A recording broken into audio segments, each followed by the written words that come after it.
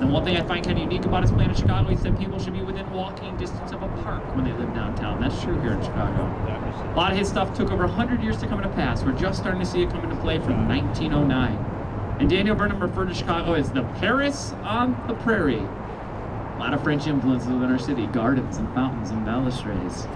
Now, after the Chicago fire, Chicago was set with the task of rebuilding the city. You can't use wood anymore, it's illegal. The whole city had burnt down from being made out of wood. And when you support a building using brick and build it from the walls in, the taller that building gets, the wider the base needs to be to support it, which means you can't have very tall buildings if you won't have any floor space at the bottom of the building. So a man by the name of William LeBaron Jenney comes up with the idea of the internal frame or steel structure, and realizes that you can actually support a building from the inside out and hang the walls in this internal frame like curtains or picture frames. Now his colleague Louis Sullivan takes this one step further. He said no one has ever designed vertically before, they've only thought horizontally. He would start thinking vertically. That's how the skyscraper was born, right here in Chicago. Now I do invite you to take out your cameras. There's a great photo op coming up. I know the first time I came out of the river under Lakeshore Drive I was pretty taken back by this view, so I want you to enjoy this impressive skyline.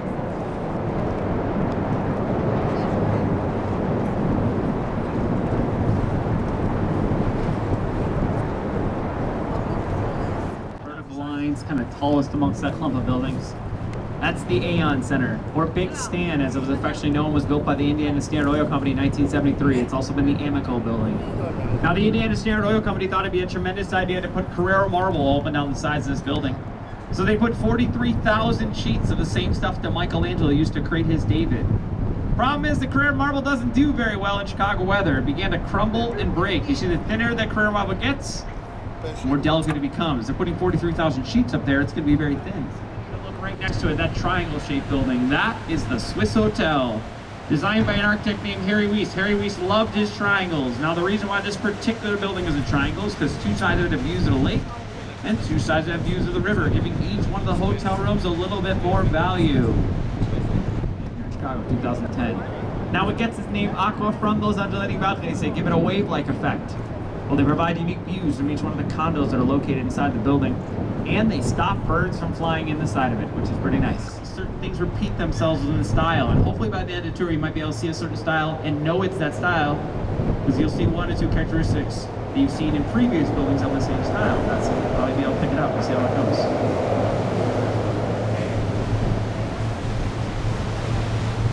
Now a great example of postmodernism is going to be coming up here right on your right-hand side.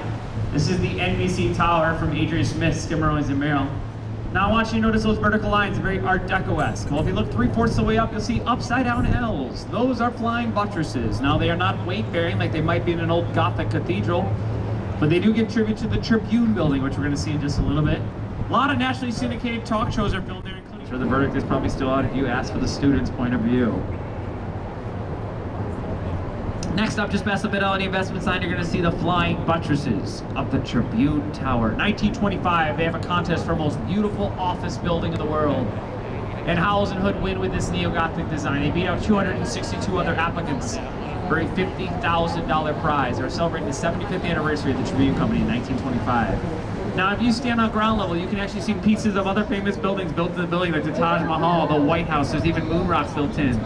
And the editor-in-chief in 1925, Colonel McCormick, he had a secret passageway built into his office, so he could make a quick getaway through a bookcase if need be. Now, why he would need a secret passageway, I have absolutely no idea, but he was a bit of an eccentric fellow, so he had one built in just in case he needed it. He also had a quote inscribed in stone in his office. It was his favorite quote. The author of that quote, himself, he had his own quote inscribed in his office. Look to your right, you see the Wrigley building. Mozart style hints at Spanish survival. This building was built in two parts in the early 20s. There are 250,000 pieces of fire terracotta on the outside of this building. Terracotta naturally bleeds, how to be clean. That's why it has that white finish. They light it up from across Michigan Avenue at night, giving an ode to the White City. They were talking about with the Chicago World's Fair. It's one of Chicago's newest landmarks. He had landmark status 2 months ago. Now, Mr. Wrigley started his company as a way to sell soap and cleaning products. He would give out 2 sticks of gum to say thank you for buying his soap. The gum became more popular than the soap, i.e. Wrigley gum. Now from 2 iconic buildings to a man that thinks he's an icon, I give you the Trump Tower! 2009 postmodern offering from Skimmerlings in Maryland, one Mr. Donald Trump. Most modern buildings, they fit really well in their surroundings. It's almost like they're influenced by them. This is the 2nd tallest building here in Chicago, and I have to admit, It's a pretty interesting looking one. It actually complements the space pretty well, so all done, Mr. Trump. Nothing more than that internal frame, the skeleton, the skin, the curved wall, no decoration. It's very streamlined, its design, really celebrating the function of the building. Now that is a prime example of modernism. And Mies van der Rohe is considered one of the pioneers of modernism. His famous quote, "Less is more." Minimalism. You see that within the modernist work. You see they don't need decoration because they're celebrating function. Now coming up here on your right, you're going to see a student of Mies van der Rohe, Bertrand Goldberg, in his Marina City or Corncob Towers. Now Goldberg designed with nature in mind. He said there are absolutely no straight lines in nature. No absolute straight lines, excuse me. So I'm going to revolt against the straight lines. So it gives you a curvilinear design. And this is truly a city within a city. You can park your boat, park your car, go eat at a restaurant, go shop, go see a movie in what now is the House of Blues, and then retire upstairs to your condo. Truly a shut-in's paradise. I want you to notice that it is asymmetrical. There are more parts to the right side than there are to the left. Well, it didn't always sit that way. You see, they widened LaSalle Street and actually lopped off 20 feet of the building to do it, making it asymmetrical. So it only sat in Shreveport for about 10 years. Own a zip code just for this building, 60654. Commissioned by Marshall Fields, wholesale furniture, 1931. He got in a bit of tax trouble for the Great Depression, had to sell the building off. Sold it to one Joseph P. Kennedy, father of the Kennedys. Now, I read the Kennedys bought the building for $14 million. They sold it off. Like quality of those windows, like the windows have been punched out by a machine. We're celebrating mass production around that period of time as well. Last, you probably saw those Pez head statues. Those are the barons of merchandise. Edward Filene, John Woolworth, Marshall Fields, a couple Sears presidents as well. Now, as we do pass the bridge, I do invite you to look back at the merchandise part, really taking its pure size. Now you can see its third side. 4.2 million square feet of floor space. That's just short of the Sears Tower. The difference is the Sears Tower builds up while the merchandise mart builds out. It's incredible how big that building is.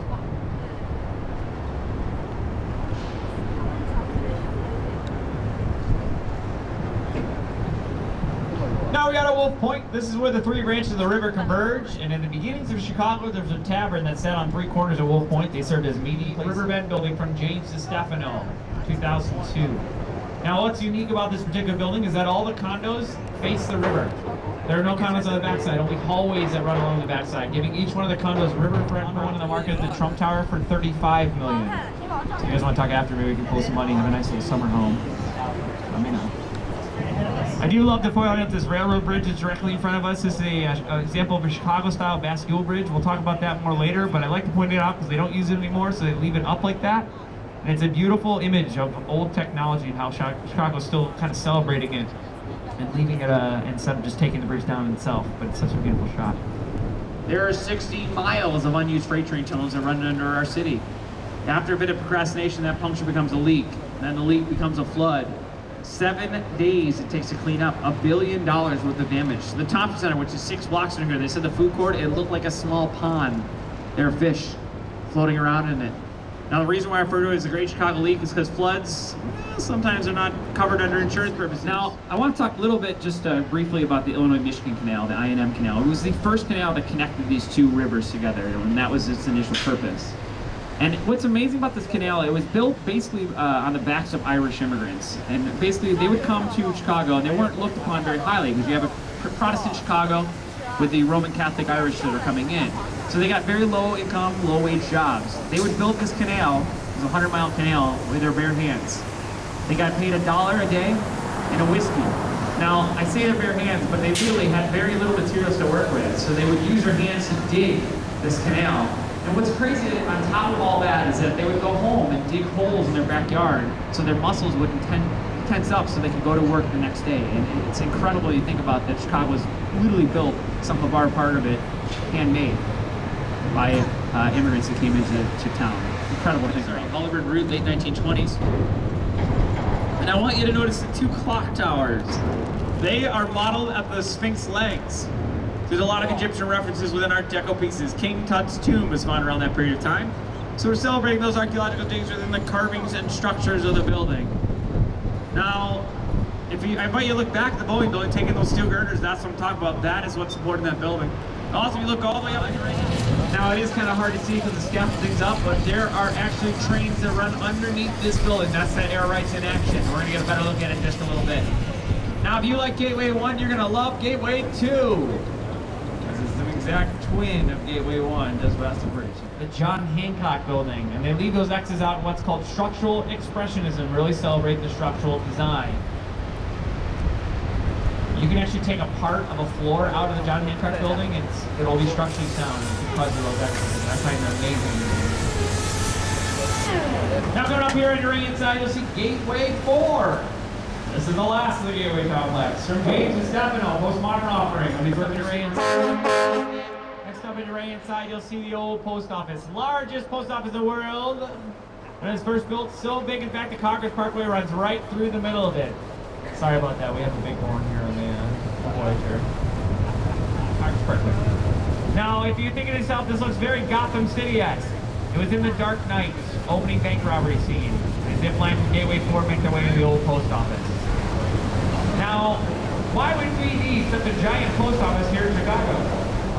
Town squares to protest him being there. And ironically, he lost his entire inventory in the Chicago fire of 1871. Had to start again, and he did. If you look to your right, you'll see the new Central Post Office, a modern marvel of technology in 1996 from Knight Architects. You can actually drive the mail trucks into the building. The floors are color-coded by type of mail, making the separating the sorted mail a much more efficient process. They even use a barcoding system to help separate the mail. Now, Knight Architects is extremely excited to show off this building. They have a big ribbon-cutting ceremony. All the newspapers, all the news cameras are invited. Cow Daisy, she has a hankering for some milk. Daisy gets startled, kicks over her lantern, sends the barn up in a blaze of glory. There's a tremendous drought in Chicago. The wind is blowing. Her poor Irish immigrant neighborhood goes up in flames. Remember, the river's very toxic, so as the flames get to the river, they jump the river. Heads downtown, burns the infrastructure of Chicago to the ground, leaving only the water tower. Now, ladies and gentlemen, the Chicago fire absolutely happened. It is a turning point in Chicago's history. But I am sorry to say, for a lot of people, the story of Mrs. O'Leary did not. A Chicago Tribune writer admitted years later to making up the story to sell newspapers. Imagine that. They made up news to sell newspapers. That never happens nowadays. They don't really know the Chicago fire was started. They have theories and things that went wrong, like the first responders went the wrong way to the call. Mrs. O'Leary is a real person. Her homestead sat right where the Chicago Fire Academy sits, but at that time period, it was commonplace to blame the Irish for things, so she made for a natural scapegoat. She was exonerated years later at John Marshall Law School. So was her cow, Daisy. They took a lot of flack for stuff they never actually did. But if you ask anyone that lives in Chicago, we call it the Sears Tower. And I want to give you an authentic tour, so you're welcome to call whatever you like. I'll understand what you're talking about, but bear with me, they call it the Sears Tower the rest of the way. So, ladies and gentlemen, the Sears Tower, 1,454 feet to the top, 1,707 with the antennas. The antennas, however, do not count towards total height. See, the Council on Tall Buildings and Urban Habitat, they say the antennas are functional and do not count towards total height. But spires are decorational, and they do count. So although the Sears Tower is the tallest building in the United States, it lost its crown of tallest building in the world to the Twin Towers in Malaysia, whose spires are a bit taller. But at this point, it is a moot point, because the Burj Khalifa in Dubai is now the tallest building in the world. It's like putting a second Sears Tower on top of it.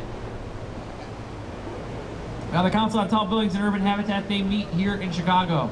The architect that created the Burj Khalifa, Adrian Smith, he is a resident of Chicago. So our hands are everywhere. Now, the design of the Sears Tower is Fossil Cotton, engineer in 1973. An incredible design. He designed it to have 9 setbacks. It's almost like 9 separate buildings that are bundled at the bottom. And each one of the setbacks is a steel tube that runs amongst it, allowing the building to sway 3 feet. The birthday cake building. The postmodern offering from Cohen, Peterson, and Fox. Kind of looks like a castle. Well, it was modeled after the Water Tower, a resident castle in downtown Chicago. Now, the top of it has a crown that lights up at night. And it was so bright when it was first built, it actually changed the migration path of birds. They thought it was the moon. Now, they've turned it down a bit since then. They light it up for different holidays. They had it lit up red, white, and blue for the 4th of July. It looked like an old bomb pop. They might get for an ice cream man. If you see it now, it's lit up teal. It's to celebrate ovarian cancer awareness. So I'm going to be quiet for a little bit and let you enjoy this tremendous view. Please enjoy.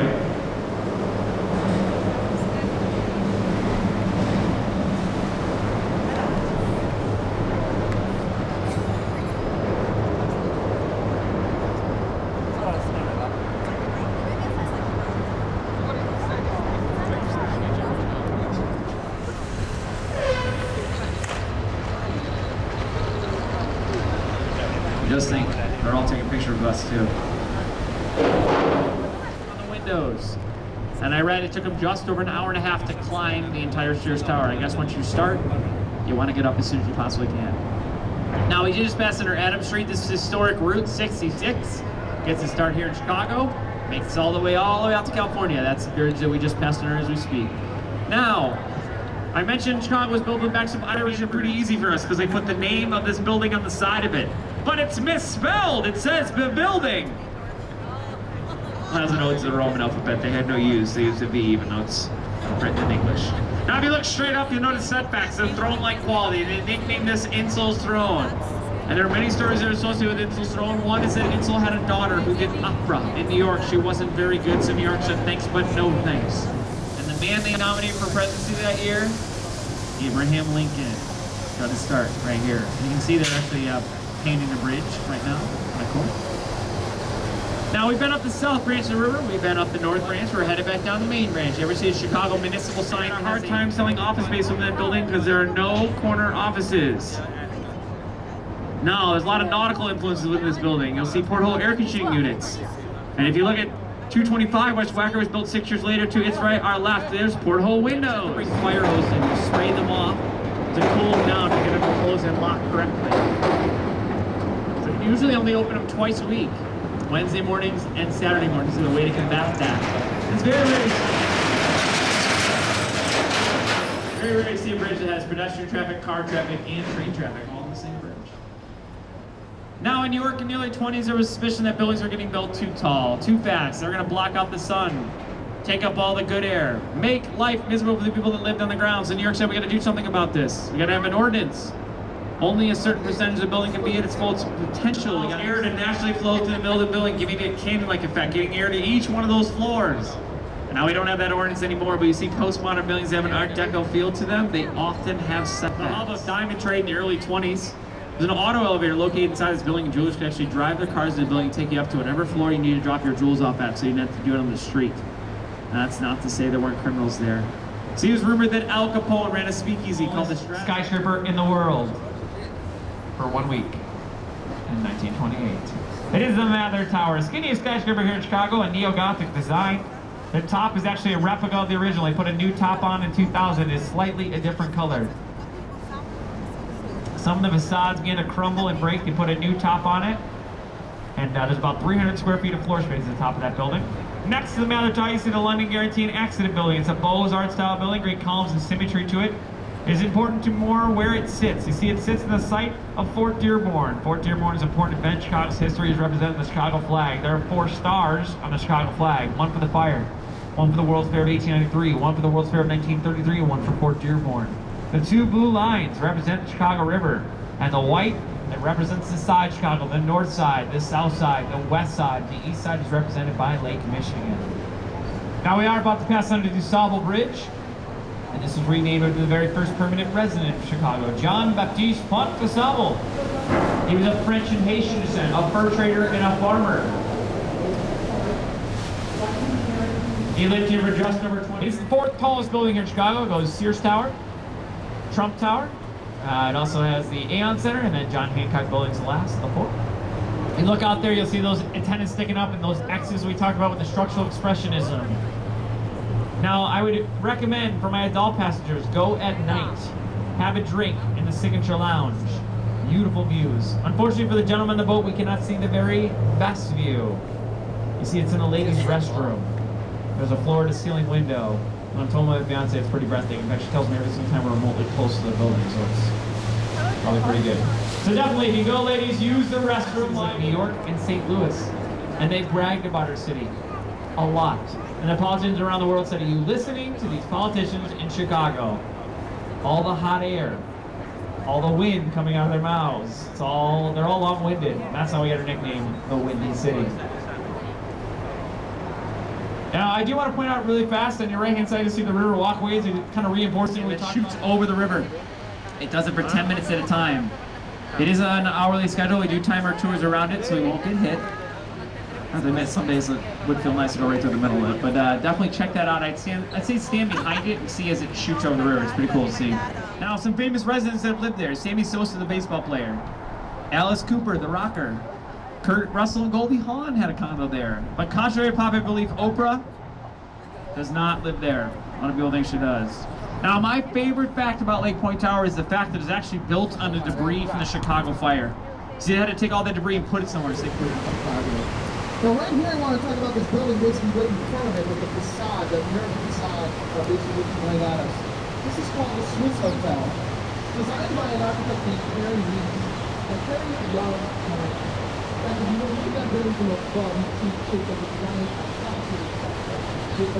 statue.